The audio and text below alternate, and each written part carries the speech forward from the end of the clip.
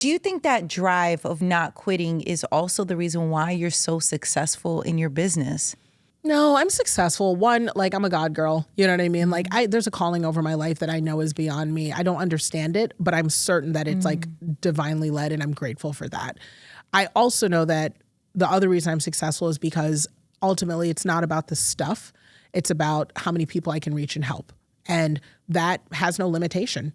You know, like every day when I meet each person, I always think, how can I leave him better than I found him? Even my ex, you know, like even if he may not feel it, you know, or because that's how breakups are, you know, like I know that he is better off than when I found him. You know what I mean? If for nothing else, then I became a multimillionaire during our marriage, you know, like you better off. You know what I mean?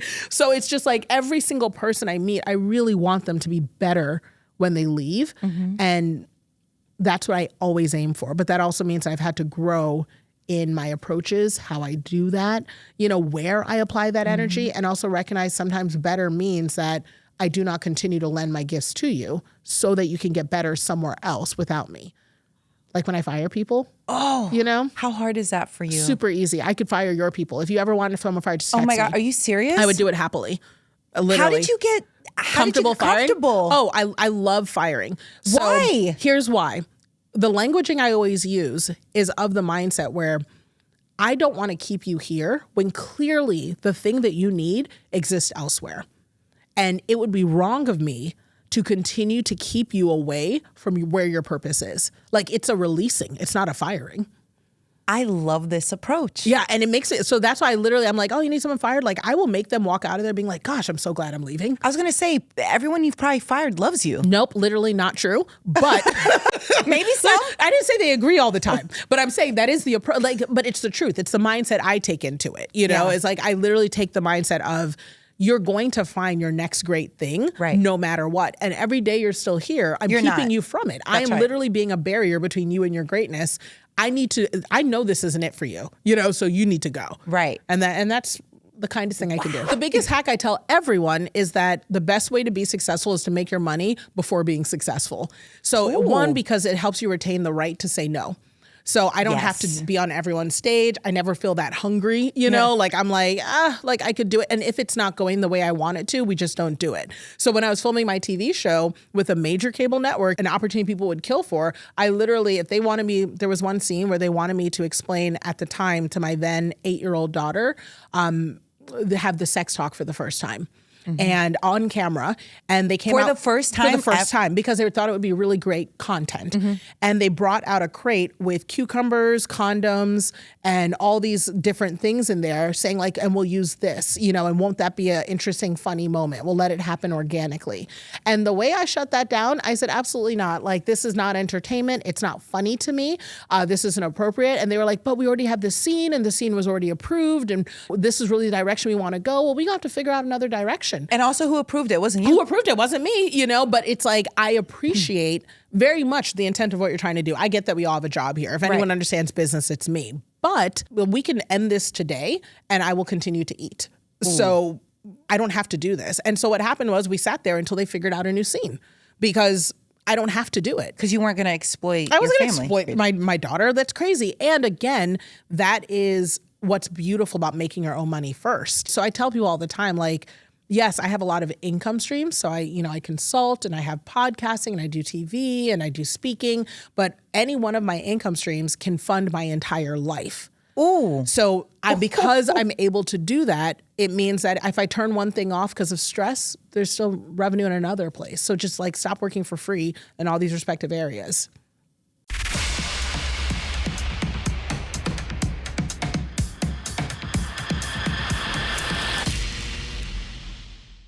Okay, so Nicole. Yes, hello. Hello. I'm obsessed with you. Oh my gosh. No, I literally was like, this was a fast yes for me. Like, Thank you. Easily. Such a privilege to be here. I admire you so much. Everything you do is just so incredible. So it's such a privilege. Okay, tell us about who gets the no's. Why do you say no to people? Sure. It's funny because I don't think I've ever defined why I say no, but I say them and people know, like, I'm not the one that you see at everybody's event, everybody's like mastermind there. I'm in I'm this with world, you. but I'm not of this world. I'm with you. You know what I mean? So I'm part of whatever world you're at. That's it's where just we're us. at. It's just us hanging out there by ourselves, minding our business, Yeah. staying hydrated. No, yeah, people who get no's from me are usually ones where I feel like history leaves clues. So I can look Yes. back and see who you are and what you're about. Right. And if I feel like there's not alignment, or if I feel like it's a situation where I might eventually just become social collateral for you, then I'm just not interested. Social collateral. Yeah. I love that. Yeah. I don't think I've heard anybody describe it like that. Yeah. Because that is the truth. It is the truth. And I think that social collateral is something that I always try to use to measure that. It's not that I think even now I'm the biggest deal or I'm so fancy, because a lot of people try to cushion it like that. Yeah. They try, oh, who do you think you are that you're such and such? And it's No. not that. It's the future. It's where I know that I might be. Right. Or even if it's just you happen to walk into the right room Right. where it may be advantageous that you happen to know me, Right. or someone just finds out that we know each other and they're making a judgment. I just want to make sure you're going to be the best reflection of me in my absence. Ooh. How did you know this? Like, how did you realize this is important? I'm gonna be really honest. Growing up, I saw a lot of mess. Just like, and with social media, you just see a lot of mess, you know? And as you get older, you start really realizing that the people you know are the real wealth and they're the thing that's going to advance you in the future. So, you know, it's not about the stuff. It's not about the money. It's not even about access, because I know people who can get into rooms and they don't know what to do when they get there. Ouch. You know what I mean? That's But right. it's really about who you know, how you treat them, and how you behave when they're not around. And so that's everything. When it comes to social media, okay, so your take on it is so interesting, because for so many people, we learned about you because of your Periscope. Periscope. Do people even remember what that means? Throwback. Periscope. It's like vintage now at this point. It really is. But you quit your job live on Periscope. This was before everybody's doing everything on live right now, which is also questionable at this On point. so many levels. Listen, I don't even get caught up.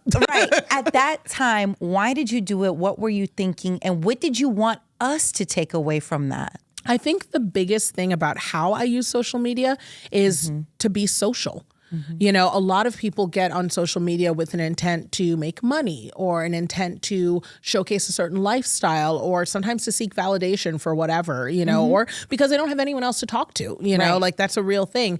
I choose to be social. You know, it's almost like FaceTiming friends. You know, I want to invite them into a journey, to an experience, to let them explore different ways of thinking, to encourage them to think critically about what's in their world and what they want to do with their purpose. And that was my intent being on social, and it always has been. So it could be a recipe, or it could be a business strategy, or it could be something funny my kids did. Either way, let's engage the way that normal people would. Let's just be normal. Right.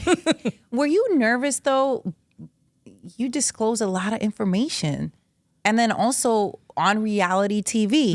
And I say that not because that is like before all the great work that you've done, you being, you know, the boss that you are, but that was also part of your journey.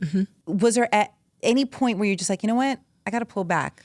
I got to protect my privacy just a little bit. Yeah. So, I mean, you're getting right to the core of it. I actually had therapy this morning and was talking about this with my therapist, that I'm in that season now where I pulled back a little bit. And, you know, and part of that I think has to do with when you get older, you start really realizing that what you cherish isn't really for everyone.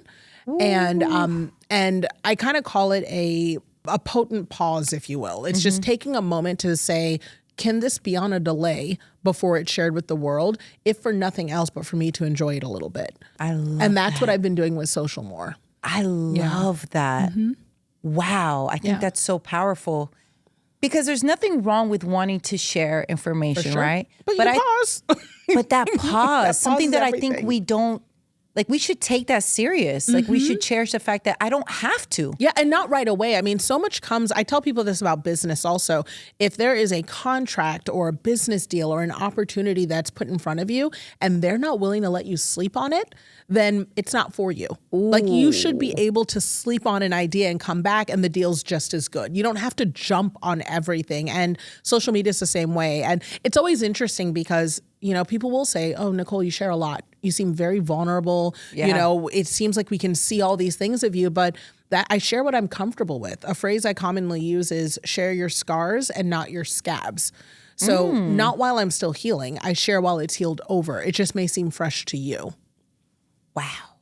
You mentioned that you saw your therapist. Yeah. How do you feel? Do you feel like a therapist helped you? Oh, yeah. So the right therapist can help you. So that's the part, just like anything, having a great teacher or a great nanny or finding, the outfit that fits you or a favorite designer. Right. It takes work, So I've had my therapist now for 8 years. Whoa. Oh, yeah. And I see her every single week. I probably spend a mortgage in therapy. And at times I probably spent a California mortgage, on therapy for my whole family.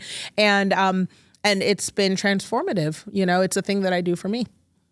Okay. So how did you know your therapist was right? She has like a no BS detector because it's really easy. I mean, that's the truth of it. I feel like if you're a smart, strong woman who's in command of their own life and their business, it's very easy to not know how to turn off the switch when you sit down in your therapist chair and allow yourself to use that time for yourself. So in the beginning, I'd sit down and it was, sessions like, so I've got this thing going on. I've got this meeting and I got to, get my hustle up so I can show up in this way. And she's like, let's talk about the thing behind the thing, and that's not my space to drive it. Like I'm able to talk about what I need to talk about, but ultimately I'm there to grow areas of myself that I'm not exploring outside of therapy. And she can call me out on it. I mean, she's a straight shooter. What are those areas? So some of the areas are boundaries. Because I have the type of, my gifting is that I can help other people make money. Correct. That's like my gifting. I don't question it. I'm very good at making people wealthy, which is also why I'm very picky about, I'm not picky, decisive about who I decide to lend that gift to, because not all money's good money, not all money's God money, not everybody gets it. Yes. So because I know that lending my gift is one where it works, I also am very mindful about who gets to use that gift, but boundaries. It's a very appealing gift. That's hard. You know what I mean? Yeah. Everybody wants a piece of something like that. So, just being in therapy and realizing that some people's journey is meant for them to walk alone after you've carried them to a certain point. Ooh. I'm really learning more about like, okay, when is the time to let go? Because that's really what's going to help them most. That's like a big thing I'm working on now. That is so hard. So hard with kids. Are you kidding me? Oh my goodness. I'm like, like I've got a 24-year-old, a 21-year-old, and a 12-year-old. So like they're all in different stages of, mommy, I need you, but it's really evolving how. How do you balance your sanity at this point? Just curious. Because like, therapy, what? right? I'm like, therapy helps a lot. Well, I've started looking at my schedule more. I mean, I've been an entrepreneur now for like 15 plus years and I've had my business for a while. So I have earned the right to have some flexibility. So Fridays now are wellness days. So that's the day where I do doctor's appointments or I go to the sauna or I do like a hobby or an activity like a pottery class or roller skating. And then Mondays are like admin days. So that's where it's like, okay, do you need to get lunch with someone or pitch something to advance myself? And then I only really work in the office or take clients or calls Tuesday through Thursday. So that's how I balance my sanity, is like I've carved out time for me. How hard was that for you? Did you feel like you were letting down on your business? Do you feel like you're letting down as a mom, as a friend? Girl, every day. That's why I'm still in therapy. Every day I'm like, I could have done more of this, or I could have been here more, I could have showed up here. But the truth is I've also been on the other side of it. In my book, Nothing is Missing, my memoir, I talk about how I was driven to the brink of like my health, where that was a concern. And, when you start realizing that you could get sick and die from just working too hard, and not saying no enough, just nothing seems worth it. It's like, why? You were talking about how you were in a hotel, you were so exhausted and that you were basically asleep and just out of it for 30 hours that they had to come and do a wellness check. Yeah. They had to knock on the door because I checked in and no one had seen me and I hadn't ordered food. And what was it? Burnout from work? It was a combination of things. Yes, it was stress and burnout. That was part of it. And I just hadn't slept, like I'd been working, making calls. Like it just always felt like my health and well-being should be second. Like there was always something more important, And because I could always drum up the energy to go just a little further, right? Eventually that catches up with you. You can only lose so many hours of sleep. It's called a sleep deficit before it catches up with you. And that's where I was. Plus my blood pressure was 173 over 153, like stroke range, So I got what was going on? And how did, were there no signs? Were you ignoring it? Were you just pushing through it? And there are always signs, and that's something that I've started sharing now with, especially Black women and women of color.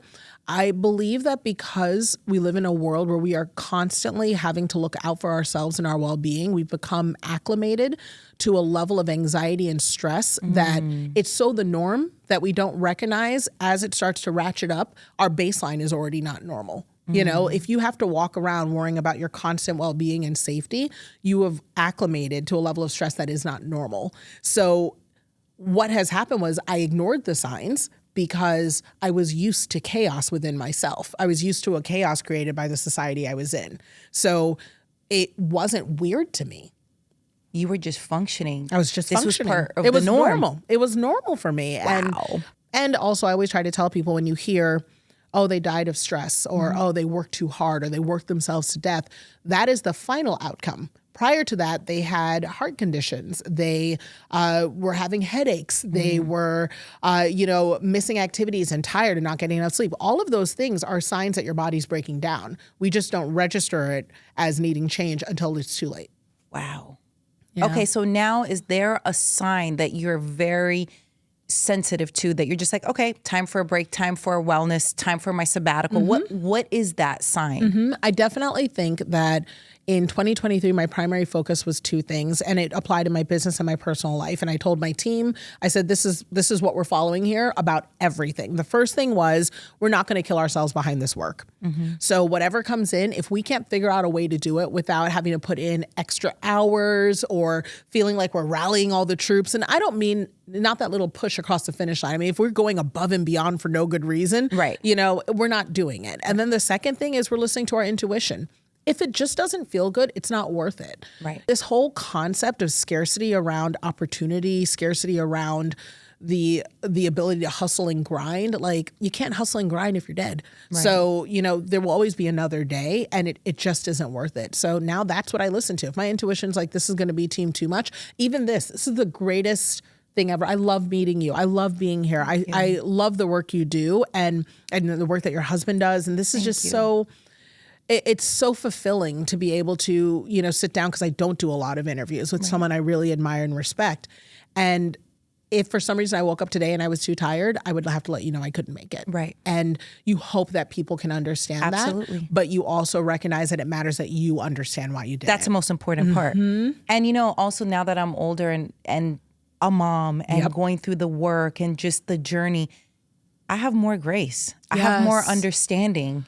But you can tell when someone is like genuine with whatever their reasoning is, right? And then you can also tell, okay, you're just playing me, you're wasting my time. Right, or you don't take this. I mean, especially, let's talk LA. Right. In LA, people are always trading up for the next opportunity. Of course. Like people won't even confirm an activity till the day of because they're waiting for a better invite. You know what I mean? It's like a very LA thing, And when I came here, I had to adjust because I was like, why isn't anybody ever showing up? Or I would say, like, can we put something on the calendar? Well, call me closer. What does that mean? Right. This is the scheduling call. Like, what are we doing? This is the time. This is the time where we're doing the booking. Yeah. And people are like, no, just like day of, let me know. And then even if you have it on the calendar, day of, you call and you say, are we still good for that thing?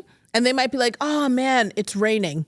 And I'm like, that's just weather. Right. You know what I mean? It's water. It's water that comes from the sky. It happens everywhere, some places more, it was just like a whole thing, or they'll be like, oh man, like I could go, but like you're in the valley. Do you know how many times I've heard this? You know what's wild? It makes sense to me now. I've been here for 3 years and I finally understand when someone says to me like, oh yeah, no, let's go. Well, where do you want to meet up? Oh, there's this great place in Culver City. Yeah, I don't know. I have to, it's like, I got to get on the 101, the 405, and then the 10, unless I can come over the hill. That's 3 freeways. I don't really know. Like, what time? Well, how many freeways are you willing to be on? Definitely no more than 2. That's like really that no more than 2. I think that's like a baseline standard, or I'll come over the hill as long as it's between the hours of 10 and 2. Like, I know myself very well. These are called boundaries. Yeah. Okay, so I want to talk about you being an entrepreneur, a very successful businesswoman, a business guru, because I find it so interesting that you care about your health now. It feels like most people who are so successful like yourself don't, right? They're constantly working. They are the 24/7 hustle and grind kind of mentality. So how were you able to be so successful and not drive yourself to complete insanity every single day? So they're lying. Like this is how I do. This is how I do business. I always tell the truth. Everybody's lying. All the people who are out here screaming into your phone, like, you have to hustle. Are you up at 4 a.m.? Right. Do you work out every day? They're lying. Right. They don't do that. You know what I mean? There are some people who do go super, super hard, but that is like the 1%. The vast majority of these people do care about their health, but they're doing like wellness hacks, you know, like cold plunges, taking their vitamins, or trying to eat well. Like, it's those little things that actually help. But I know lots of entrepreneurs who are like, look, 4 a.m. does not work for me. I wake up at 11 and I just have a routine and a schedule I follow. My best hours of productivity are between 3 and 5. So I carve out and make sure I can work during those times. So here's something people always say to me. They're always like, Nicole, I hate social media. I can't bring myself to post consistently. I want to build my following. Like, what is the hack so that I can like be on social all the time? And I tell people all the time, like, if you don't like it, you're not going to do it. So post what you want to post. Stop pretending to follow the rules. You don't have to do all the little TikTok dances. Just do whatever you feel like doing if it will keep you coming back. Right. And it's the same thing with entrepreneurship. You have to do what you actually want to do. Otherwise, it is not sustainable. I will never keep waking up at 4 a.m. and start my day with a wheatgrass shot. It just isn't, it's not my ministry. You know what I mean? I like carbohydrates. Like, that's part of, honestly, it's part of my value system. Yeah. So it's like the idea that in order for me to be financially successful, if I have to give up the billion and settle with the 100 million because I didn't want to do the shot every morning, it's okay. Like, I'll be all right. You know? Wow. And I think that that's the balance that we need to start striking with people. Like, this is hard work. It's okay to give up the extra house in Saint-Tropez, you know, if it means that you're not going to wake up and throw heavy things at 4 a.m. every day, Right. you know, like balance. What made you want to create your business? And first off, let's talk about it, because I just, you know, for a lot of people who are learning about you, they might not know about the Periscope and you, you know, deciding to, hey, I no longer want to work at this one place and you're going to see me quit. They might just know you as this phenomenal entrepreneur now, right? And have you come across that where people know you from, they know you from TV, Oh, right? for sure. Lots of different, or a viral video Or from your something podcast, like that. Yep, or my podcast. Right? So now I want to just bring it back together. You're a company, Inherent Learning Company. You are the CEO, and it is to help businesses grow. Yep. Why do you like helping so much? Oh my gosh, you sound like my therapist. Oh, I'm trauma. I just want to heal my inner child. Like, why do you, like, I mean, it's so beautiful, but I feel like throughout your journey, you're always helping. And I guess that's a beautiful hack, right? You do what you love. Yeah, and it's just helping. And like, Nessa, you understand it because this is what you guys do for a living. Are you kidding me? Right. You can have all the talents in the world, all the giftings, you know, and the truth is, if you're not leaving them behind, like, what is a legacy, you know? Right. And helping people is because so many things are gate kept. And if you are blessed to be invited into the room, like I say this all the time, y'all should have never let me in here. You know what I mean? Like, half the time when I get invited to stuff, I'm like, why did they bring me here? I'm telling everybody. Yeah. Like, why'd you let me in the boardroom? I'm taking notes. I'm sitting here nodding like, okay. Then I leave and I'm like, all right, y'all, come around. Here's what we really doing, you know? And so that is like, I guess that's the joy of it, is I get like a little charge out of seeing more people who look like me, who think like me, get into these spaces of venture capital and, you know, selling businesses, and then going back with the secrets and saying, y'all, come in through Here this are way. the secrets. We know That's the secrets. right. This is the way to do it. And that's always been who I am, because I do also really, really believe, unlike what I think some people may try to perpetuate about the Black community, about Black women and women in general, that all the best help I've ever had has been from other Black women. You know, chapter 10 of my book is Black women are everything. I would not be here if it wasn't for Black women. And it's because every time I've been in a room, if there is a Black woman, she looks at me and she's like, girl, over here. You know what I mean? And she'll tell me everything from my wig has shifted to don't talk to this person to make sure you're here at this time. And no one's giving us the hacks. And I just always have wanted to be that for other women and other Black people and people of color. How do you determine success in your company?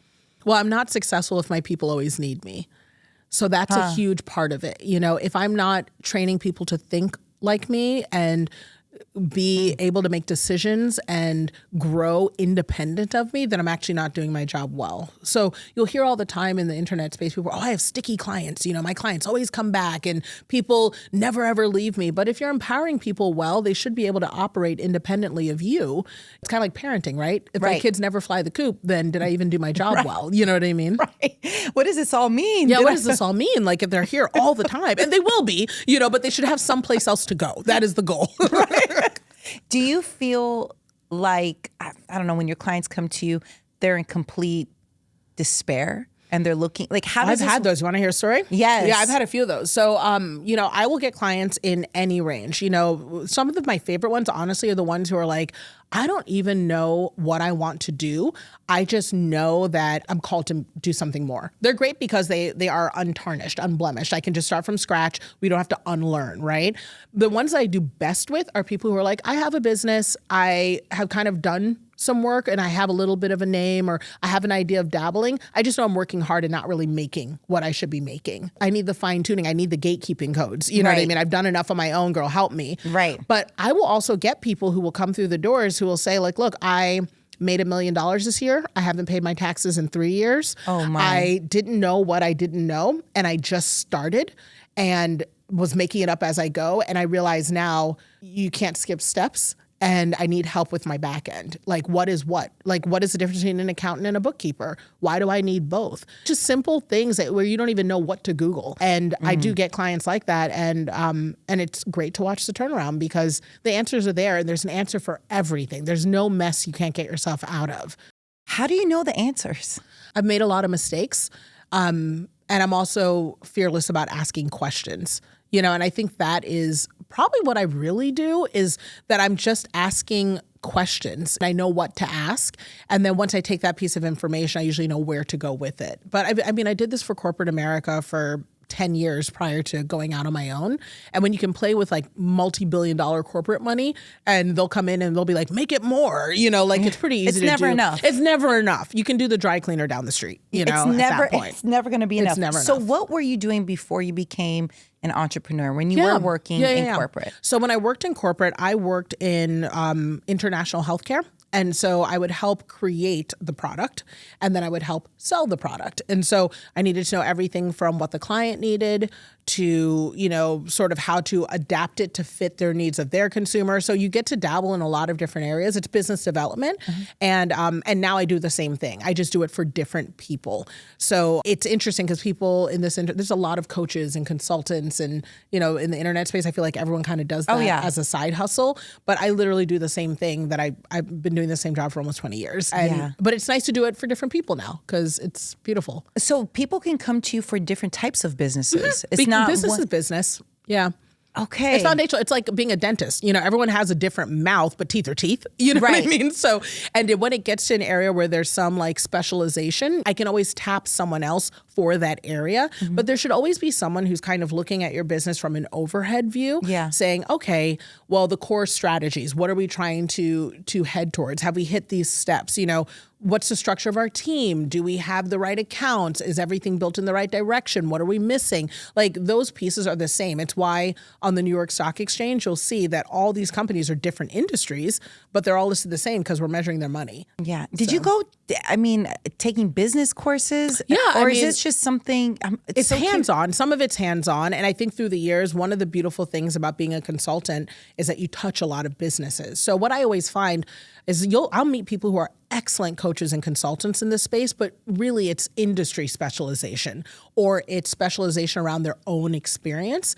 So I'll meet like great hairstylist coaches who are wonderful at helping other hairstylists grow their hairstyling business, but they don't know what to say to them about their taxes or their accounts or whatever else, or they try to branch into other industries because they're like, well, I'm just a business strategist. And you're like, you haven't touched enough different industries to really know what to look for. And so I'm just blessed because I got to play with corporate money. So I understand a lot of different companies compared to. Did the corporate world want you back? Yes. So true story.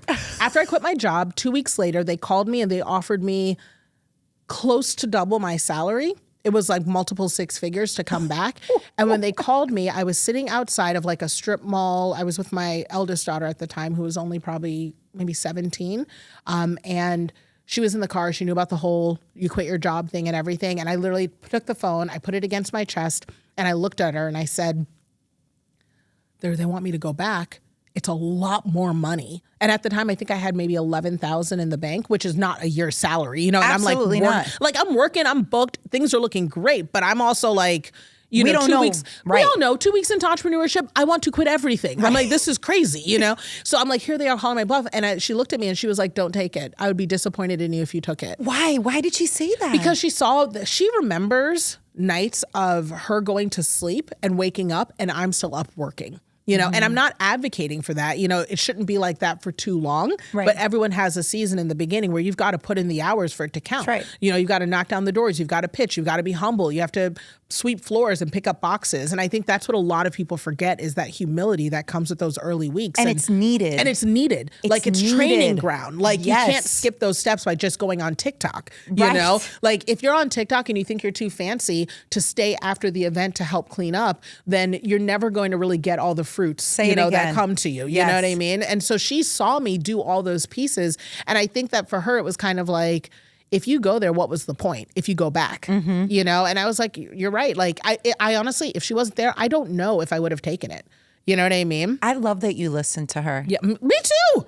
I think it's so beautiful to hear that story because a lot of times we hear about how parents never listen to the kids, right? Like it's like a whole thing now. Listen to your child. They're talking to. It's news. It's like a thing. It's like training. I'm like, it's always been like that. Like they're actual people that say how they feel. Like if Right. you just listen to them, they'll tell you. But you actually listened. I'm really fortunate. I adopted my girls. Right. So I almost feel like I've never biologically had a child. I hope to soon, you know, but because I didn't, I feel like there's probably something different when you're looking at the child and they're acting like you know, like there's gotta be a different energy there, you know, where it's like, "Here, don't you tell me what I said," you know, like a little bit of that Right. because I don't have that same energy with my girls. They've always been sort of independent beings separate from my body, you know, and it doesn't mean that I'm not, look, this is our family values and this is what we believe and this is our integrity and all those things.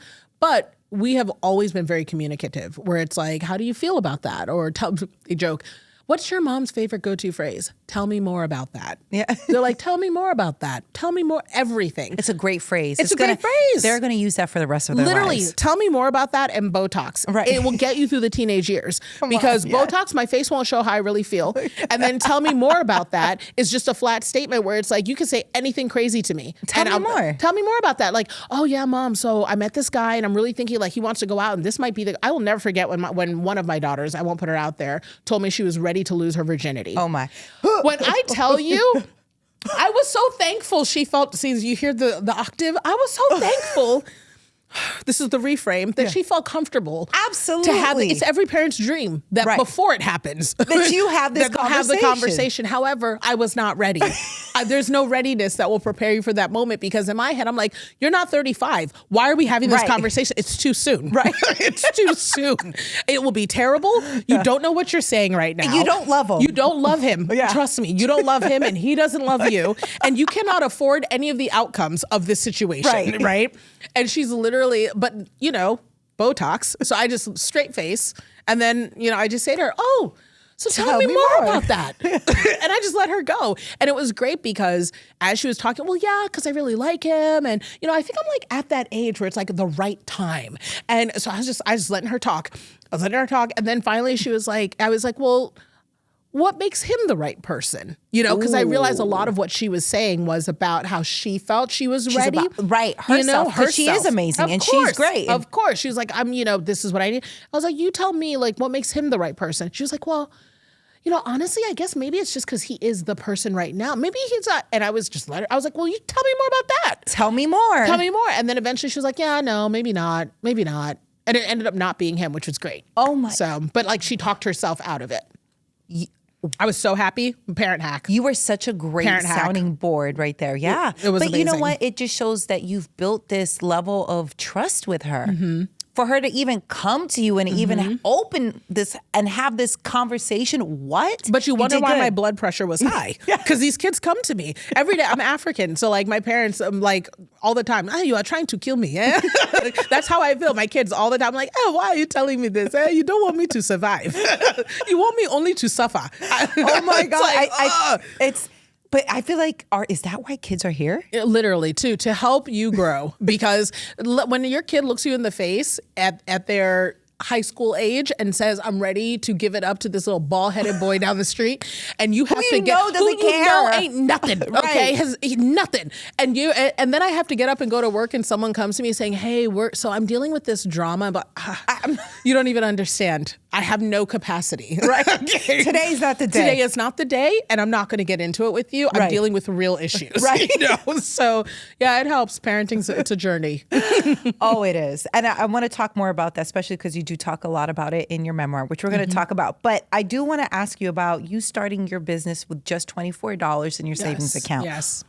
Are you selling us a dream? How did you do this? It's so amazing. Give us the hacks. Yeah, so I'll tell you the mindset of it. So that's a catchphrase that my PR team likes to use, right? That's the truth. It just sounds good. It works. Yeah, it works, right? That's surprisingly. I'm not a fan of PR statement. You know what I mean? It's a true statement. Yes, I had $24 in the bank, but the concept around it is that I made sure that my overhead didn't exceed my income that was coming in. And that's something I think a lot of people forget because they hear that phrase, you have to spend money to make money. So they're like, okay, for instance, I want to start a podcast and I see what podcasts look like. Right. So that means I need to figure out a way to, take a loan out, get money, whatever, and set up the chair and get all the fancy This is real stuff. life. It's real life. This is really what people do. This is me right it's now. It's real things right. where it's like, this is what I need to do. Whereas a lot of corporations don't do that. That's a very they're either spending other people's money, right? Or they're saying to themselves, how is this going to be monetized? I have a clear strategy. I know exactly where I'm going to implement my revenue generators at every single point. And if it doesn't get to this point, it is done because the deficit, it's not worth it anymore. And so with my business, that's what I did. I started my podcast with a $25 mic, in between some sweaters, sitting on a pile of laundry because I needed the elevation to fit into my closet. So and great. Then it went to number 1 in business, number 16 overall, and it was just me recording it myself, 22 minutes. I love this. And that's what I mean when I say starting with nothing. And I think a lot of people are lacking that humility, or maybe they have a little bit of like fear-based pride where it's like, I just don't want to look a mess. And I respect that. You know what I mean? Like, I really do respect the energy of wanting to do it right. You know what I mean? But there's also understanding that right for where you are right now can actually mean that you get to be here later. And that's a really huge part of business. So, sometimes you have to start small. Like sometimes you don't get to have a team. You are the team. Graphic design. Right. You know what I mean? Like, get on Canva, girl, move those images around, and that's what it looks like. I had to steam my own clothes. That's right. And that's just what it is. It's just what it is. It's just what it is. And it's like, I don't know. I think that gets lost, and when you move to LA and you start being in certain circles around, people that you admire, you find out how much humility has to stay with you because I mean, I have been at events and seen people's favorites doing their own hair and makeup because I want you to say so bad. Listen, Is it like A-lister energy? A-listers. When I tell you people with millions of followers who are hitting me up saying, I make no money. I make no money. Can you help me do this thing at a low expense? I make no dollars. Can you help me? And I'm like, of course, because one of my specialties is I come from having nothing and I know how to make a lot out of nothing. And so that's my gifting, and so it's interesting because a lot of people look at these celebrities and fancy people and think, oh my gosh, she always looks great. She has negotiated those bundles. She put on those lashes herself. And she used to be a stylist, but you didn't know her back then because her face looked different before fillers. And now that's why she looks like this. It's not because she had all the money to write those checks, or that whole life is leased. And so that's the truth of it. Where do you want to be? Oh my goodness. There's so much. But that's what I mean. So like, yes, I had $24 in the bank, but I just spent the money as I earned it rather than leasing my life. Did the podcast generate a lot of money for you? Oh yeah. So my podcast definitely makes me money. I make multiple 5 figures a month on my podcast. The reason I ask this is because, again, you're so successful without it. Yeah, I appreciate that. Thank you. That's part of it. The biggest hack. I'll brag for you. I'll brag for you. No, the biggest hack I tell everyone is that the best way to be successful is to make your money before being successful. So one, because it helps you retain the right to say no. So I don't have Yes. to be on everyone's stage. I never feel that hungry, you know, like I'm like I could do it. And if it's not going the way I want it to, we just don't do it. So when I was filming my TV show with a major cable network, an opportunity people would kill for, I literally, if they wanted me, there was one scene where they wanted me to explain at the time to my then 8-year-old daughter, have the sex talk for the first time. And on camera, and they came For out the first time? for the first time because they thought it would be really great content. And they brought out a crate with cucumbers, condoms, and all these different things in there, saying like, and we'll use this, you know, and won't that be an interesting, funny moment? We'll let it happen organically. And the way I shut that down, I said, absolutely not. Like, this is not entertainment. It's not funny to me. This isn't appropriate. And they were like, but we already have this scene, and the scene was already approved, and this is really the direction we want to go. Well, we got to figure out another direction. And also, who approved it? Wasn't you? Who approved it? Wasn't me, you know, but it's like, I appreciate very much the intent of what you're trying to do. I get that we all have a job here. If anyone understands business, it's me. But we can end this today and I will continue to eat.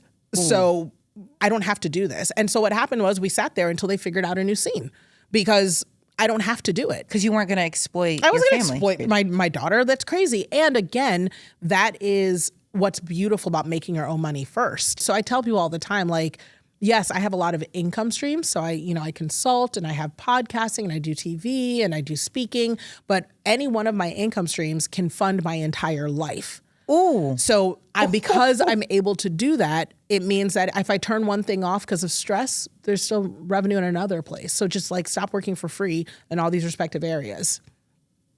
Okay. How did you like being on TV though? How was the experience of this reality show?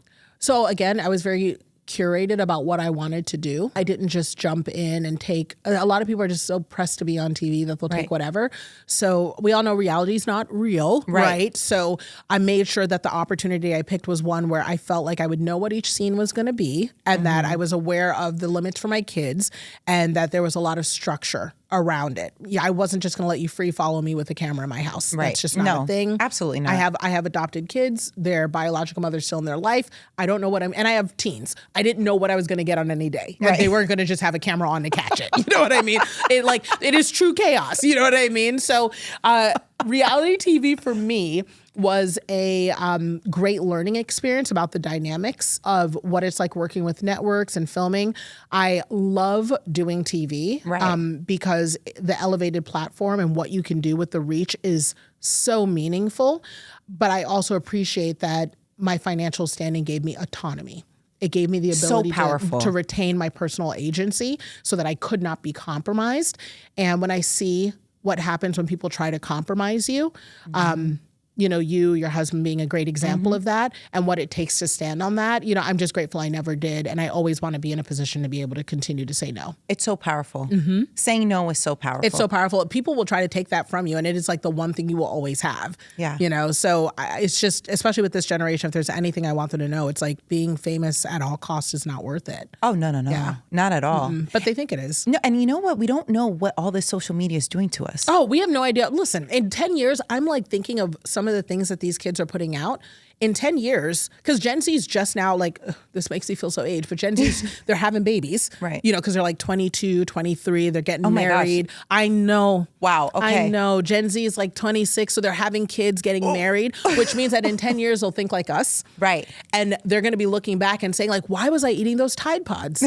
Like, why did I Don't. do that? Like, Right. I'm literally trying to convince people that I am a sensible life coach. Right. But they keep bringing back videos of me eating Tide Pods. You know what I mean? Like, It's not adding up. It's not adding up. And I wish I hadn't done this, you know? Right. So it's just one of those things where I'm interested to see where it all goes, but I'm grateful that I've been part of the journey and always been a little bit restrained. So people think they're seeing a lot, but you're never seeing everything.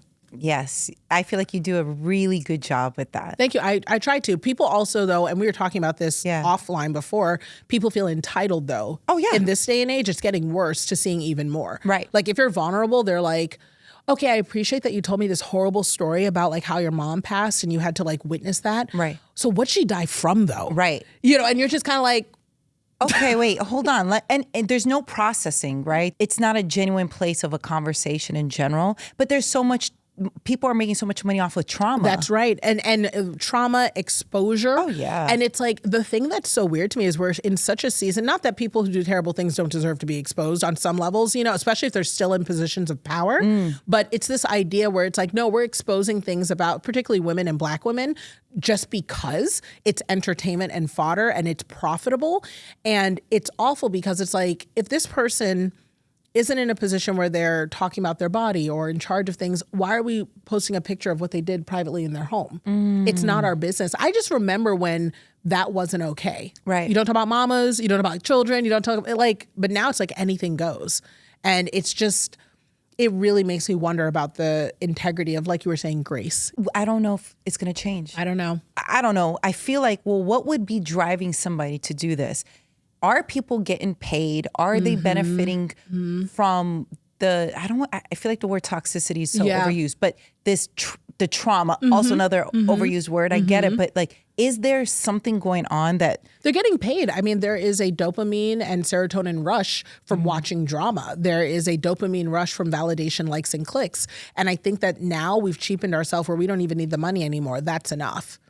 Oh my gosh, you are right. And it's sad. It is. And I think that's what hurts me because I'm like, no, people deserve more. Oh, yes. And I believe in everybody. I genuinely believe everybody's so important. Everybody has a story. Worth. And yeah, there's worth. Like, you don't have to do that.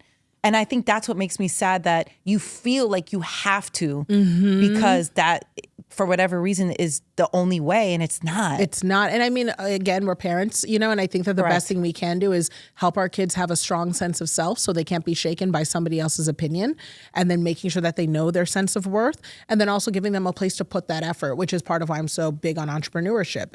If you know you're always empowered and not reliant on someone else, then you won't be as easily compromised, you know, and you also won't be chasing that validation, chasing those likes, chasing those clicks. You'll know, look, I'm sufficient without it. And that's my biggest goals for my girls. I don't care what they end up becoming or doing. Like, my eldest daughter is about to be a year sober. She's had quite the journey. And my middle daughter, you know, beat stage 4 cancer. And now she's getting ready to graduate, you know, with an accounting degree. And my little one's 12, which is a feat in and of itself. I have no idea where they'll land, but I just hope that wherever they are, they know they're enough. That's it. And that's all that matters, because then they won't seek it anywhere else. That's right. And they are enough within themselves. That is like the goal in life, just to feel and know you are enough. That's it. You don't need anybody's validation. Absolutely. Absolutely. Hence my book, Nothing is Missing.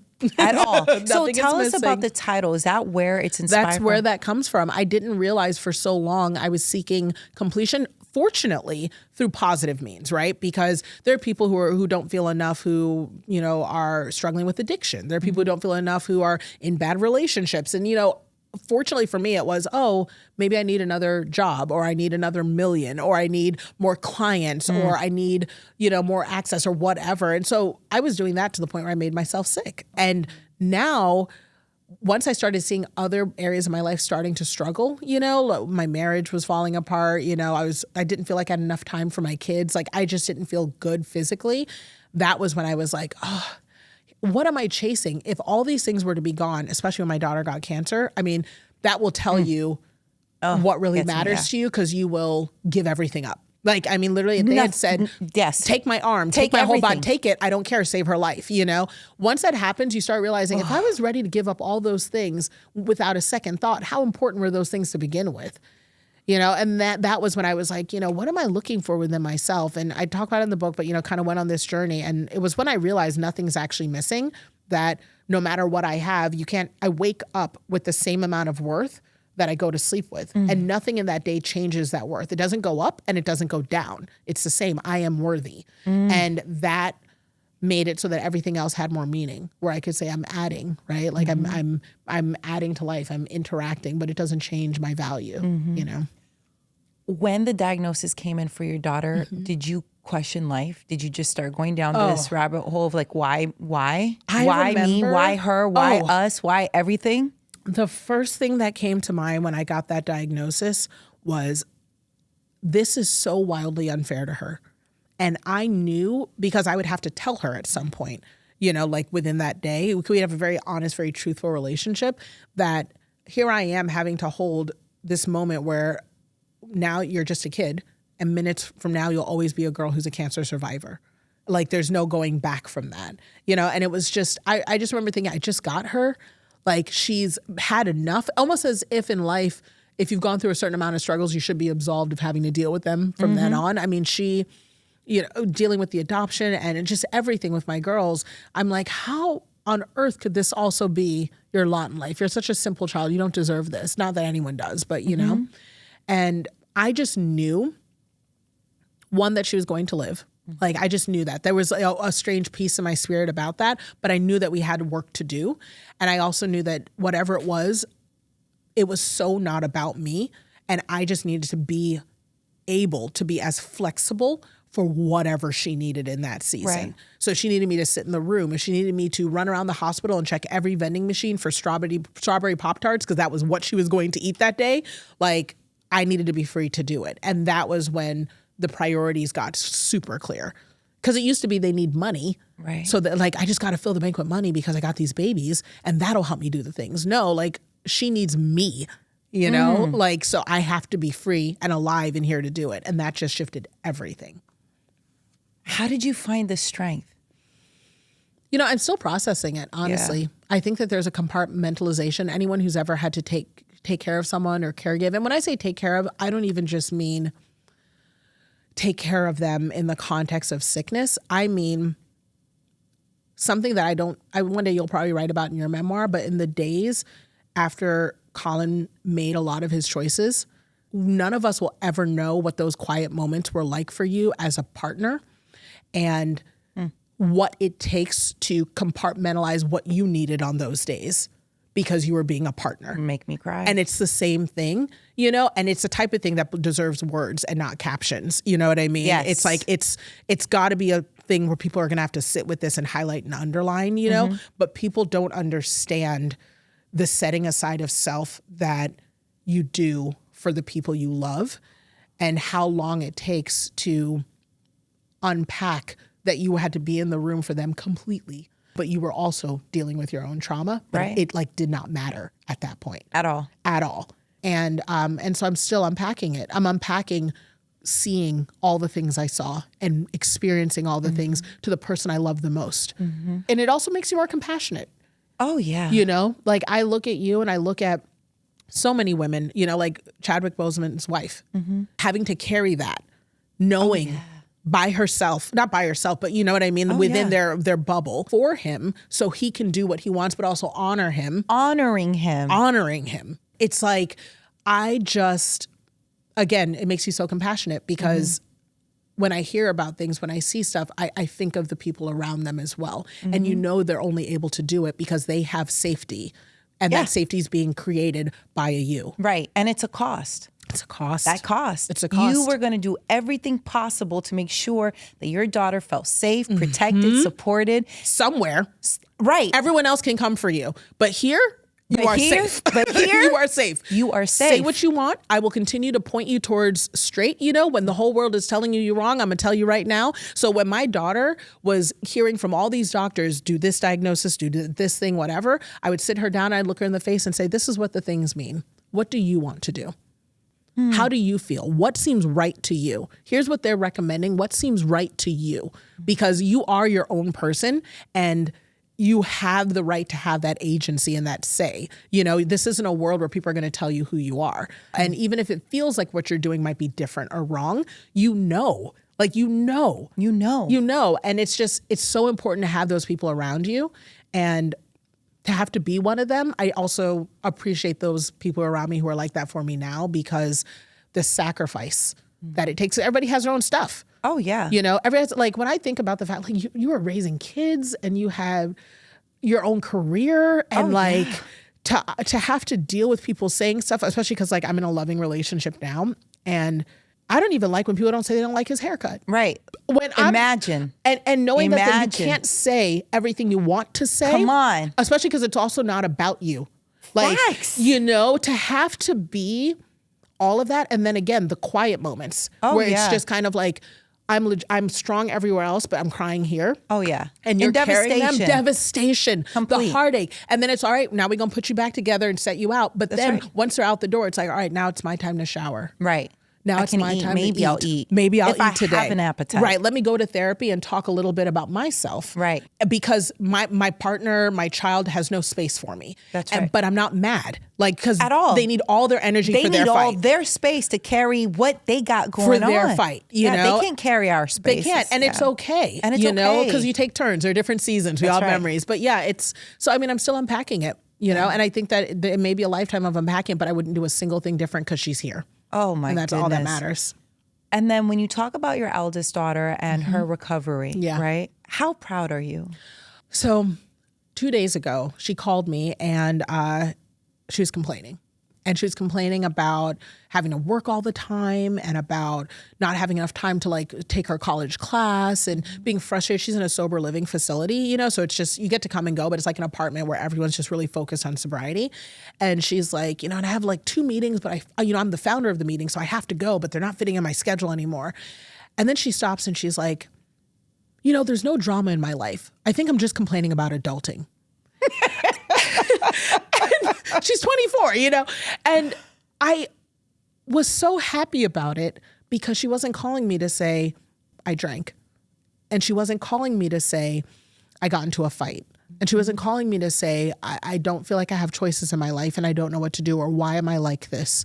And it was so beautiful to have a conversation with my kid complaining about like age appropriate, normal things. Adulting. But doing it also, you know? Right. So the pride that I felt that she was struggling the way that we all do, you know, That's was right. just beautiful. And so, but I've been proud of her. I say to my girls all the time, there's nothing they can do that would make me not love them, like at all. Like I'm never, ever leaving them. So I pray to God she stays sober for the rest of her life and she's doing all the things she needs to do to stay sober. But if she doesn't, you know, I'm still going to be there. I'm not going to enable her, you know, because that's part of the journey, right? But I will always be there, always. I'm not going anywhere. So I'm proud of her in every state. When you first decided to adopt them, did you expect what the journey was going to be like? Oh, no. So I met my girls on the side of the street in Baltimore. And I just was trying to, and this is something I actually unpack in the book a lot, because people hear, and I'm, you know, working on it myself, just sort of accepting the like, okay, you did a good thing. That was nice, you know, but people are like, wow, you took in these kids from the side of the street. That's bananas. Like, who does that? But the truth is, it wasn't a overnight thing. It wasn't like, oh, I met them and I'm like, I'm going to be in your life. I'm going to be your mom. Like, no, like that's weird. You know, it was, well, I'll bring you some groceries tomorrow.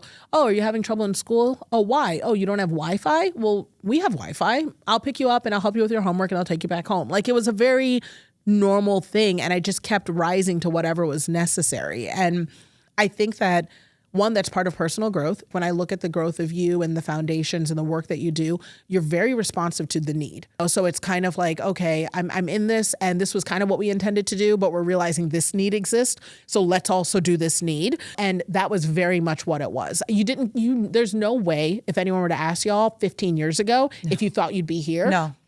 You learned and you learn more about the need. Right. And that's why you ended up where you are, you know, and the same thing applies with my girls. As I learn more about their needs, I just try to be more responsive. And that led me to becoming their mom, because that was the role that they needed. They have a biological mother who loves them to no end. She's still in our lives. I love her. She is a partner. It's just that parenting and maintaining her own sobriety are hard things for her to carry at the same time. And I don't have that battle. So I can carry parenting for her. And all she has to worry about now is just loving them. Isn't that beautiful? And she's so good at it, you know? So that is her primary focus. And it works out. So now they just have a lot of love. I love that you had this connection with their mom. I do. And I love that you talk about it and you honor it and you celebrate it, because a lot of times when we hear adoption stories, we don't hear it from a very loving place like that. Right. Well, let's be transparent about that too, because it wasn't always like that. I don't really speak about, I mean, honestly, I'm talking to you about it. I don't really speak about her much, you know, again, to allow her to have her journey and her story. Sure. But we've had that friction. Right. You know, we've had those moments where it was like, why would you do this thing? Didn't we discuss this thing? But it's okay, because I still feel like the commonality and this common goal of loving these babies. That's the most important. Has always, it's like co-parenting. You know that's what I mean? what it is. It's co-parenting. It's that. And we always understood that, like, look, Nicole, you may carry 90% of the on paper parenting stuff, but when it comes to the love part, we're in it 50-50. And that is Like I'll always have love for her. And my girls have different relationships with her because they experience different things. And so I have to honor that as well too, you know, and let them kind of navigate that part. But, you know, I do have a special place in my heart for her. You know, I think that's so beautiful. Yeah, I'm so blessed. It's family at the end of the day. Yeah, she is family. She's like my sister, you know. She's that sister where it's like, oh my gosh, like get it together. Here we go. Like not this, you know, but that we also laugh with, and you know, and so yeah, and just I mean, I can't say enough good things about her because just that awareness. Addiction is so hard, and she's really doing her best with what she has. How did you know you wanted to adopt them? I didn't. Okay, because you were so young, Nicole. Yeah, I was 28. And I get you trying to be very like, okay, I'm not some savior coming along the way. Yeah, because I don't know if I'd do it again. Let's be clear. Like, I'm not a saint. It's not like I'm out here like, I'm going to take your baby. Like, it's not that energy. No, I know that's very important for you to put that out there. However, at the same time, you were very young to make this decision. Yeah. I didn't know what I was doing. Think of who you were at 28. We don't know what we were doing. I did not know what I was doing. I didn't know what I was doing. Listen, I had this 3-year-old. I will never forget when I got on the internet because I was like, her butt is too small for a toilet, and I almost dropped her in it. What's the answer for this? And all the moms were like, they have a potty seat thing you can put in it. And I was like, oh, for real? I'm going to go live again at Target so y'all can help me pick out the right one. Like, because my mom doesn't know how to use FaceTime. She's African. I was like, I need somebody to help me because I almost dropped this child in the toilet. Listen, I did not know what I was doing. Do you know what I mean? I didn't know. You just show up, you know? You just show up. Just show up best you can. I still think it's amazing. Thank you. I think it's important. It just highlights community and what that means for you.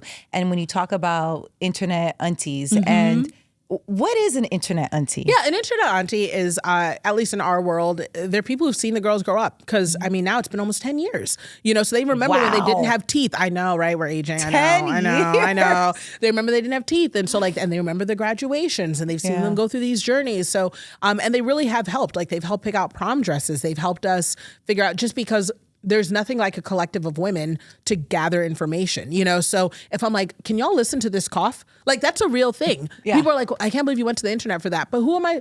You gonna call your doctor? Who else are you gonna, you Googled. Why would I Google if I have access to 100 mamas who literally are like, nope, that's a wet cough. Or have you tried this? You know, internet aunties have even corrected me, and out of love, right? Of course. You know, I have discernment to know what's actually helpful and what's just criticism. Like, I had my baby in the car seat, and I didn't know when I first got her about the placement of the car seat. Like, the buckle at the top has to be over the breastbone, like the sternum.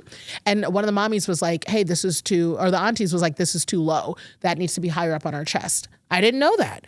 You know what I mean? And they saw it and they helped me correct that. And I was like, thank you so much. It's a mom looking out for a mom. And they're correcting with love. With love. Oh, it's with love. It's not just criticism. It's not just picking you apart. And people will pick you apart. But oftentimes when they do that, it's based on assumptions of limited information. But when I go and ask you and I provide you the information, that's actual feedback. It's helpful. Also, people who just pick you apart aren't really seeking change because oftentimes they don't say it to you. And if people really want to help you, they'll say it to you.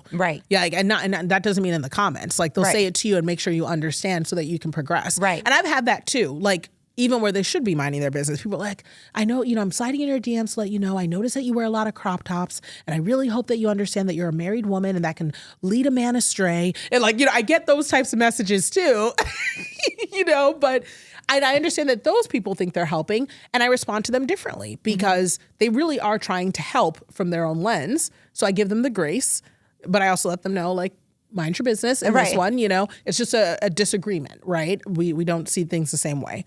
But then there are the mommies who will, you know, get into the DMs and say, I can't believe a mom would even do that in the comments. You're not actually trying to help me. No. That's just criticism. You know what I mean? You're trying to tear me down. You're trying to tear me down. Or you won't even say it to me. You'll say it to a blog or say it to a friend. At that point, you really aren't concerned. Oh, not at all. About my well-being, my growth, nothing. You're talking to everybody else. You don't have good intentions. This is not coming with good faith. Not at all. Not at all. But that's okay, because also as a mom, we just know it's the bubble. Like, we're going to make mistakes. You've got your trusted resources. You just have to look for that support and keep showing up. What do you feel like you learned from your divorce?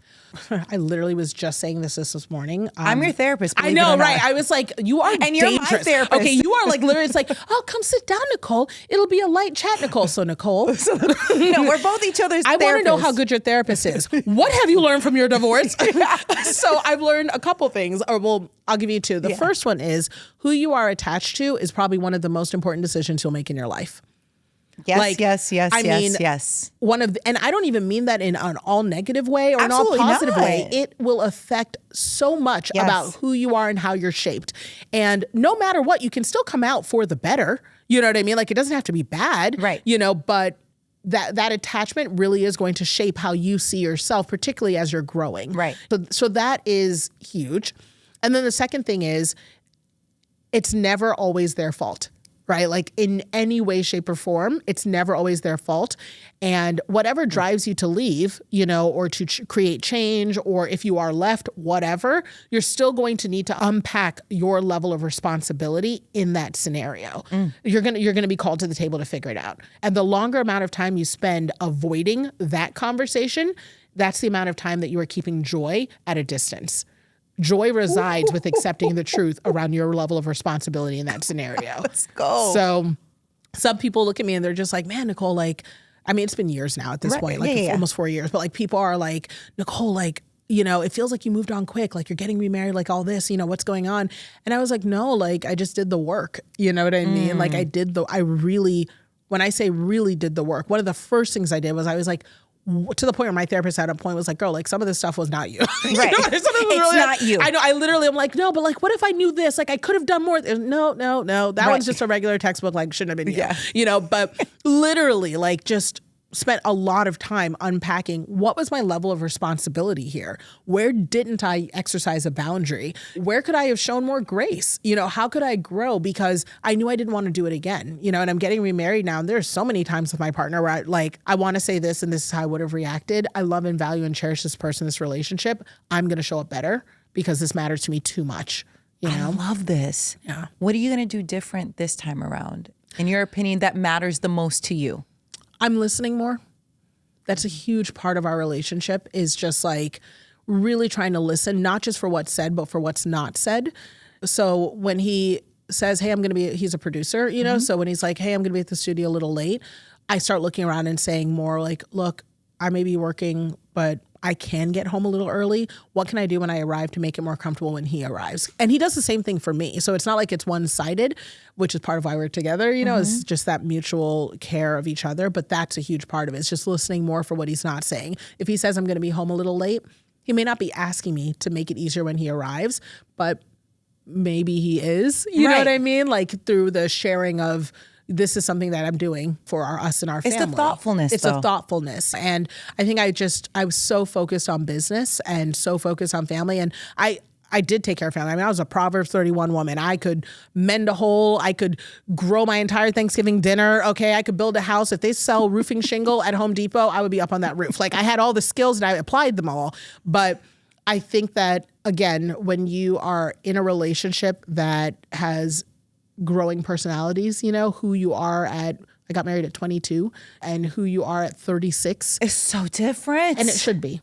Absolutely. And hopefully you guys grow side by side. Sometimes you grow in a V pattern, you know, where you're both growing, but it's not. And sometimes you grow in a W where, you know, one person is soaring off of one side and one's taking short steps, you know, whatever it is though, if you're not growing side by side and making effort to continue to come closer to your partner, it's just not going to work. And it can't just be one person. So, you know, lesson learned and won't do that again. How does he feel about your work? Does he want you to? Oh my gosh. You know, how does he feel? The way that your man feels around your work, okay? When it's like, oh, get it, go. Like, I know what your conversations are like. I know, because you can tell when a woman is in her bag with a good man supporting their work. 100%. You can see it, you know? Can see it. Like, he cheers me on and supports me in a way where I would think he didn't have a job. Right. You know, where I'm like, wait a minute. I was like, why are you so available to cheer me on like this? Like, when he does his interviews and when he's talking to people, he gasses me up and I'm like, no, talk about your stuff, you know? And that's how it should be. Like, when we go out, one of the things I always talk about, because he has his own career, you know, like he's a producer, he's a performer. And so I'll go to his things, you know, and they're like, oh, is this your wife? Or, at this point, my fiance, is your fiance? And they're like, yeah, she's a New York Times bestseller. She's NAACP inventory. Like, he'll just start going in. And I'm like, we're here for your thing, because I'll introduce myself and I'll just be like, oh yeah, like I write books. Yeah. Because it's not my thing. This is his moment, you know? Like, this is not my thing. Oh yeah, no, I'm just the girlfriend here to hold jackets, Like, and he will just go in there and say all these things. And like, it's just such a blessing. Like, it's such a blessing. I see people who've been married for a long, long time and they're both in the industry, and you can tell who gets it and who doesn't. 100%. It shows. And some people, you can tell, have figured out a way to stay married, but it's not good. Oh, and that's like another category that people don't talk about in this industry, but it's like, oh, they're together. Do we think that's a super real thing? I hear about it. That is a real thing. That's a real thing. Well, here's the thing. Because I'm in New York, I'm not really in these That's circles. Why I said in the streets, but not in the streets. But you can tell, you have the intuition when you meet someone. When you meet someone and they're in love, you can tell. When you're like, they don't just love each other, they like each other. Right. This is a partnership that's rooted in something that if the money wasn't there, it wouldn't matter, right? The love is there, right? Then you see the ones where you're like, oh, they're together because maybe there was love in the beginning, but now it is a relationship of convenience and they understand their roles.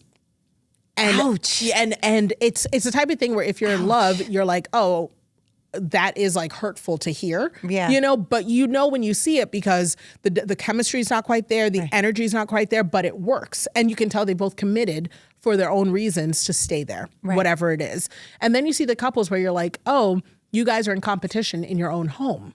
Oh yeah, that's weird. Like you each have separate lives and you're living together, and I can tell you, I'm in the love camp now, but I used to be in the other camp before. And I won't say which one, but I used to be in other camps before, But you've learned. And I have learned. And the thing is, again, I'm not saying any of those camps are bad. For different seasons, that may have been what people needed, or it may not have started that way. I'm married with nothing, and I loved my husband, at least what I thought love was at 22. You know what I mean? Yeah. That is what you were capable of at that time. For sure. But as I grew and I redefined sort of my needs, then it became, oh, what are we doing here? And I tried to be flexible and find a lot of different ways to remain married because I'm not a quitter. Right. Like not the people who get divorced quit, but people that, for me, that's how it felt, and it just ultimately was like, no, I'm just actually too, like my needs are too different. You know what I mean? Like I like the snow and I'm trying to live at the beach. Right. This doesn't make any sense. It doesn't make any sense. I need to go where the snow is. Did you give yourself grace though? Because you don't like to quit, right? But did you give yourself grace after that relationship ended? Nope. Even this morning, I was telling my current guy who's so compassionate about my healing process during this, where I was like, he's so good. Oh, he's the best. He's the best. I literally was like, I am still beating myself up because I feel guilty because I know about some of the complexities, and I don't talk about my ex's life very much because he has his own story too, but complexities that he's dealt with in his life and his challenges. And I'm like, gosh, could I have been even more compassionate towards that? Could I have given him more time to figure that out? And, we kind of hammered through it and it was like, no, like everything happens the way it's supposed to happen. That's right. And my needs also hold equal weight, and that is something I think a lot of us forget is, well, what else could I have done for my partner? What else? Well, what are you doing for you too? And that was the decision that I ultimately had to make was I had to do for me also because my girls deserve to see me being loved well. Ooh. And I really want them to see that while they're still around before they go off into the world. And if nothing else, that is the drive for you. That is a huge driver. I mean, because they need to see healthy relationships to form their own. Because sometimes you won't do it for yourself. No, but never. you'll do it for your kids. Every time. Every time for the babies. But do you think that drive of not quitting is also the reason why you're so successful in your business? No, I'm successful. One, like I'm a God girl. You know what I mean? Like there's a calling over my life that I know is beyond me. I don't understand it, but I'm certain that it's like divinely led and I'm grateful for that. I also know that the other reason I'm successful is because ultimately it's not about the stuff. It's about how many people I can reach and help. And that has no limitation. Like every day when I meet each person, I always think, how can I leave him better than I found him? Even my ex, like even if he may not feel it, or because that's how breakups are, you know, like I know that he is better off than when I found him. You know what I mean? If for nothing else, then I became a multimillionaire during our marriage, like you better off. You know what I mean? So it's just like every single person I meet, I really want them to be better when they leave. And that's what I always aim for. But that also means I've had to grow in my approaches, how I do that, where I apply that energy, and also recognize sometimes better means that I do not continue to lend my gifts to you so that you can get better somewhere else without me. Like when I fire people. Oh, how hard is that for you? Super easy. I could fire your people. If you ever wanted to film a fire, just text Oh my God, me. are you serious? I would do it happily. Literally. How did you get comfortable firing? Comfortable? Oh, I love firing. So Why? Here's why. The languaging I always use is of the mindset where I don't want to keep you here when clearly the thing that you need exists elsewhere. And it would be wrong of me to continue to keep you away from where your purpose is. Like, it's a releasing. It's not a firing. I love this approach. Yeah. And it makes it, so that's why I'm like, oh, you need someone fired? Like, I will make them walk out of there being like, gosh, I'm so glad I'm leaving. I was going to say, everyone you've probably fired loves you. Nope, literally not true. But maybe so. I didn't say they agree all the time, but I'm saying that is the approach. Like, but it's the truth. It's the mindset I take into it. It's like, I literally take the mindset of, you're going to find your next great thing no matter what. And every day you're still here, I'm keeping you from it. I am literally being a barrier between you and your greatness. I know this isn't it for you, so you need to go. Right. And that's the kindest thing I can do.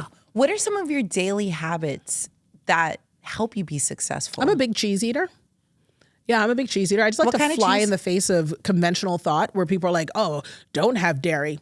I start my day with cheese. Do you? What kind of cheese? Do you have a favorite? I'm a cheddar girl, sharp. Cheddar. Mm-hmm. Oh. Yeah, very classic. No, daily habits. So every single morning I start off with a touch point with my guy. We call it like the debrief or agenda, or let's do schedules, like that kind of languaging. So we start the day like that. We end the day like that. But we do that so that our time in between doesn't have to be that. And that's probably my biggest thing is keeping a good schedule and communicating with the people in my life around it. So in the morning, it's talking to my guy and saying, okay, what do you have going on? Like, not just me. What do you have going on? Oh, well, I've got this, this, and this. Okay, well, like, what's your goal for today? This thing. Okay, how can I help? Great. Here's what I've got going on. What do you need? That sort of thing. And then I call my assistant, do the same thing for work, and then I start my day. What if I hate meetings? I also just don't like hand holding. Mm-hmm. That can't be good, right? No, there's no good or bad. If you don't like meetings, it's probably the way you're doing meetings. Just do them differently. Like, so I always tell all my clients, like, you can have meetings on Zoom. It's like, I just don't want to have to get dressed, then don't get dressed. Have them on Zoom. All of them. Literally, I don't care. They don't have to come in the office. Right. If you're like, oh, I just don't like the whole having to sit down and take notes and all that, cool, then have walking meetings. Tell them, hey, let's talk about it. I'm going for a walk in Venice. Come meet me. We'll walk. Right. Like, it can be like having people come do things with you that you want to do. Oh, you want to have a meeting? Yeah, but I have a yoga class. Cool, come meet me.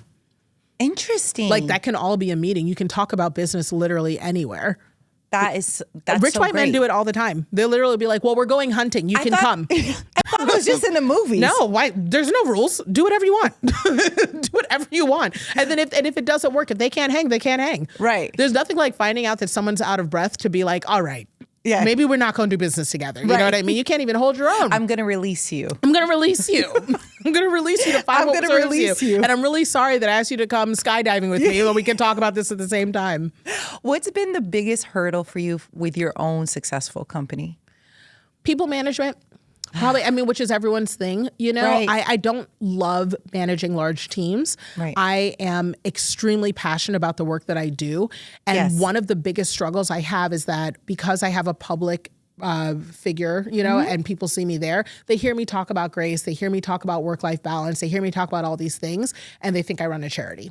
Right. So they'll come in and they're just kind of like, oh, I'm so sorry I'm late, or I'm sorry I'm this, or I worked really late hours, but my kid, blah, blah, blah. And it's like, I hear and appreciate and hold so much space and grace for that. We also have goals in order to do it. So and you got to meet them. You got to meet those goals too, And so I think that a lot of times I really struggle because I'm also really compassionate. Yeah. I have to affirm those boundaries with my employees so that way they know, like, look, you are an employee. I am not your friend. I'm not your mother. And I'm not Nicole Walters on screen. This is Nicole Walters in office, and it's different, and wherever the lines have been blurry there, feelings often get hurt. And that's the issue in and of itself, right? Feelings getting hurt in the office. Like, what does that mean? And then the other thing that I've learned about that is I've worked better with a smaller team because I do like some of that closeness. Right. And if you can find people who understand that dynamic, than just keep that small team close and then make everyone else a vendor. They come in for a project basis and then they go away from you. I think that's great. And that's what I've done, and it's worked very, very well for me. Do you think working with friends is a good idea or a bad idea? Or what's your approach to that? I've never been partner inclined, just because also, and this kind of ties in with the first piece, I know for a fact that no one will ever care or love or be as passionate about my business as I am. And they shouldn't be. And it takes some growth and maturity to understand. Like, do you not understand how important the work we're doing is? And I literally would look at people baffled. Like, you can't be for real right now. Like, do you not know what we're doing right now? These are lives. You know, like, I'm really, and they're looking at me like, it's a check, sis. You know, like, or they're saying, but I do care, but you don't care. Do you know what I mean? Because at the end of the day, you can go home and it doesn't matter. It's not your name, it's not your brand, it's not your face. That's right. So I think that is the other part when you're picking family and friends. A lot of times we think because they're blood related that maybe they'll understand more. No. They won't. They won't. Let them go. And if you love them enough, let them have their relationship. Like, I pay people so I can talk to you, not any type of way, but I pay you so I can have that candid, that direct, candid, professional, relationship. What's hard is when people think that you're their friend, or when they think that they're your friend and you're not their friend. That is really hard in the Nicole, workplace. I really think you're my best friend. You're like, you get me. You understand You get me. It's a real thing. It's like, it's hard. Man, I'm so sorry, sis. You really thought I was your friend or your mentor or your coach. This whole time, I'm over here thinking I am your boss. Wow. Look at where we are. We have run ourselves into a situation, huh? What are we going to do? What are you going to do? What are you going to do? You seem to be in a bind right now because your supposed best friend is about to fire you because she's actually your boss. So what are you going to do? Because she's still going to keep being your boss and you're going to keep being unemployed. So what are we going to do? It's a bind. It's a bind. You know what? I totally agree. It's hard though. No one's going to love your work more than you. Nope. And they shouldn't, honestly. I know, but that hurts at the same time. It does hurt, but you also, once you accept that, it really helps you understand when people let you down. Like when they're not willing to put in the extra time, when they are complaining and saying that, but I'm not paid enough. I'm not paid at all. Right. You know what I mean? Like, I do half your work. Like, what are you talking about? Like, it's just, you start realizing, oh, of course, they get to go home. Like, that is the part of the check. It's kind of like, I always tell people, working a 9 to 5 can be great. Entrepreneurship is not for everyone. We need workers. Like, that's really important. And what's great about a 9 to 5, if you want, when you go home, you don't have to care about whether or not that light's coming on. You don't have to worry about whether or not there's going to be heat in that building, snacks in the fridge, water running. Home gets to be your thing. That's right. That is, and you deserve that. So you should not care about it as much. Right. That's not your company. Your name's not Bank of America. But it's like, don't you know the work is important? I mean, and it's hard when we do this type of work. When again, I use the word lives, because you really do care about the lives and legacy. It's not regular work, and that's where you hope that it's passion driven. But I really have learned, no, I'm hiring employees to leverage their gifting in specific roles. Right. They don't need to identify with the passion. Sometimes I hire people completely out of industry because I almost need the coldness of them just coming in to do the job excellently and then go away from me. I love this. Yeah. Where I'm like, you have no passion for this, please come in, execute, and leave. And that's that. How do people work in your company? Can they just sign up? It sounds amazing. Oh my gosh. No. So no, no, I want no more employees. Like, I just downsized my team. It'll be a year in like 2 weeks. I downsized my team and I love it. My team right now is just a few all Black women, like coincidentally, but I've always had overwhelmingly probably like 90% people of color, on my team. And very diverse, LGBTQIA, and again, it's interesting because companies talk all the time about how it's hard to hire that way. That is just how my hiring went, but it's always been like that. And now we just happen to be all Black women, and it's really nice. Like, it's just been really nice. Like, if I say, hey, I'm going on set, they're going to remind me I have my wigs. You know what I mean? Like, it's just an understanding, If I'm like, oh, we don't have edge control, they're going to look up a beauty supply store. They're not going to send me to Walgreens. It's nice to have that energy. So, no, I don't just hire everyone, but people can submit their resumes, but it's mostly vendors. If I need something, it's vendor. It's a role. Yeah. But it's because you have great leadership. So I'm trying to look out for people right now. That is a very generous sentiment. I have set aside leadership by making my team small. That's what that is. Because when I had a big team, I literally delegated leadership. I would hire a COO to manage my team because I could not do the people. It's a lot of people. I could not do the people. Lots of different personalities. I could not do it. Lots of needs. Lots of needs. I'm not a fan of needs. I'm not. It's, you know what's weird? I care so much. Yes. That it's just, I don't have capacity to also care about your home. Yes. Because I have to prioritize the work, you know, and that part is really difficult. So when someone looks at you and says like, oh, I can't because my baby, whatever, it's like, I feel like a jerk. Absolutely. I feel horrible. It destroys me. Oh, I feel terrible. Or when people are like, oh my God, I'm so stressed out because Nicole seems so serious about her work and I don't want to let her down and all this. Like, first of all, everybody needs therapy. Right. Do you know what I mean? The idea that if anyone ever feels like their boss is solely responsible for their situation, when you've always had the autonomy to quit or to speak up, then that right there is indicative of where you are as a person. You know what I mean? Like, it's, you really do have the autonomy to not stay someplace. Right. You know what I mean? Especially if it's that harmful to you, you know, but I got to tell you, it's hard because I do care. I care about my people so much that it can't be. That's why it's so hard. It's so hard because you carry it. You carry it. You take it with you. And I'm like, I don't have capacity. Right. I just don't. And your therapist is probably maxed out. Oh, my therapist, you did this to yourself, girl. I told you, she's in the top of this. I said to you, she is a no BSer. She'll be like, you did it again. Yeah. Like, why are we talking about how you're so worried about so-and-so getting out into the world because they're not ready yet and such? This ain't your business. Yes. I think I need your therapist. Oh, I think we could go together. She's excellent. She calls herself a high-performance therapist. That's code for, I know everyone I work with is hard-headed. So I'm a high-performance therapist. So, yes, I'll pass her number on. Okay, so I'm going to do exactly what your fiance does for you, and I am going to hype you up about your accolades, okay? So let's take a moment right now. Congratulations on being nominated for an NAACP Image Award for Outstanding Literary Work for your memoir, Nothing is Missing. Thank you very much. This is the first interview I've done since, and it's interesting to hear it said. Yes. You know? You did that. Thank you. And you're being recognized, you're being celebrated, and I'm so happy for you. Thank you so much. That's really nice. Where were you when you heard the news and what did you say? How did you celebrate it? Yeah, so I found out one of my dear friends actually sent me a DM, and she is she edited my book. She's a Black woman that I was like, I wrote my book and my team just didn't have enough melanin on it. And I was like, and not, not to them, but I'm a Black woman. It's a Black story. I need Black eyes on my book. So I hired her and I was like, I need you to just read this. Just tell me, am I doing our people right? Like, is this, just make sure we're good, And she sent me a message saying, hey, I just want to let you know I found out about this. Congratulations. My heart right now. And I was like, thank you so much. I was like, no one else has told me, And so I'm just, this is wild, I don't know what it is. I don't know if it's just like your energy, but I literally want to cry in joy and happiness. Oh, thank you so much. Because I can see it in you right now and how happy you are. Yeah. And it's unbelievable. I don't believe it. I don't believe it. Like, seriously, again, harking back to they should never let me in this place. You don't understand. Why are they letting me go to this thing? Do they know who I am and how I'll behave?